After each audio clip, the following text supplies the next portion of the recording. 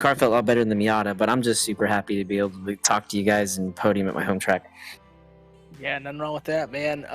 Tell us, like, how slick was it? I mean, we knew in the Miatas there was a really sharp temperature change in the track. Was that the same thing in this one as well? I'm going to speak for everyone on the Miata. It was on ice. All of us were just threading the needle just to stay with the tires going straight. But in the 86, it wasn't too bad. I think the aero really helps. It was just really, for me, turn 4, I felt the car would get loose on turn-in. I was thinking racing Greg the whole time. Last time I ran this track was with Greg in the 86. Yeah. so I'm just thinking he's right behind me the whole time as we usually battle, him and I. But no, the car felt really good. From the Jettas, I heard, it was probably a little pushy, right, with just had the weight of the car, but overall it felt good. Alrighty, well, congratulations on the podium tonight. Is there anybody that you would like to thank? Definitely have to thank my parents. First, thanks my parents for watching. Thank my kids for letting me use the bandwidth, letting my wife let me be a kid for the afternoon, and thank you to our sponsors. Definitely thank you so much for letting us do this each week. To you both and Apex for putting on TV. Definitely going to put this on the highlight reel for tonight, and we're going to watch during dinner. All right, sounds good. Well, congratulations on the podium, and we will see you next week. Thanks, guys. All right, there you go. Andrew Wozencroft, driver of the number 80 machine, taking home a podium. And the last time I think he raced the JR86s, he and I were pretty much nose to tail for about 35 minutes. All right, let's move now over to Miles Crabb, who is our overall winner and took the win here tonight in the JR86s. Miles, we talked to you earlier, and you finished P2, and you had to hold off Beans, and now you did it again before the win. Walk us through all that. It was 12 laps of the last lap of the Miata race. It was great racing with Beans. He didn't. I squeezed him a couple times, and he gave me room, and he had to save it a couple times, and I gave him room. That was good racing. This car has a very interesting.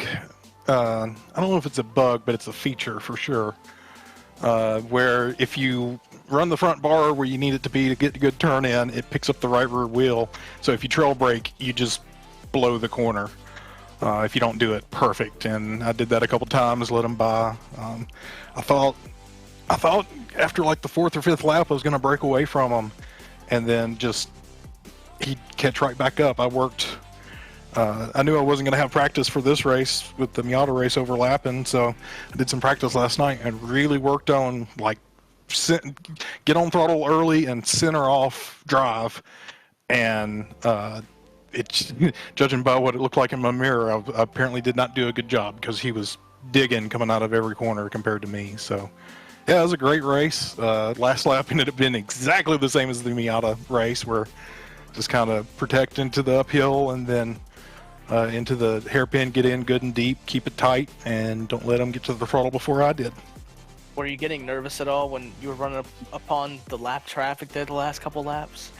Yeah, we don't usually have a lap traffic in these races. It doesn't seem like anyway. So they were nice. They got out of the way. I had to, Wayne did Wayne did nothing wrong, but there was a couple times where I was like, oh God, I don't want to send it, because if he makes a mistake, I'm punting him. So I need to just back it off 20% and let him let's get to the straightaway, and I'll pass you there.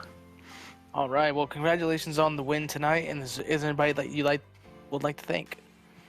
Well, I'm here again, so hi Mom, hi Dad, and y'all for broadcasting, and thank Greg Ginsburg for being my alarm clock at Road Atlanta. I meant to mention that the first time. Every year for the Super Tour, yeah, it's your voice wakes me up at 8 o'clock telling us first group come to grid. So, well, my pleasure. Now I know I got to play those roosters more often. All right, everybody, that was Miles Crabb. Great evening for him this evening, taking a win and a second place here at Sonoma Raceway. Congratulations, Miles, and hopefully I'll see you at Road Atlanta at the Arc this year.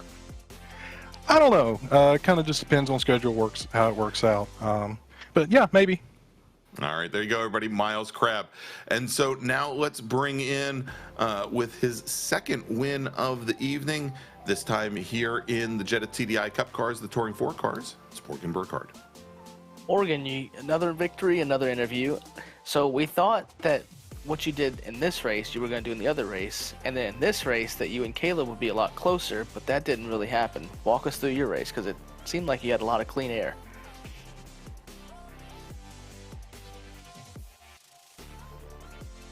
I should probably unmute myself before I start talking.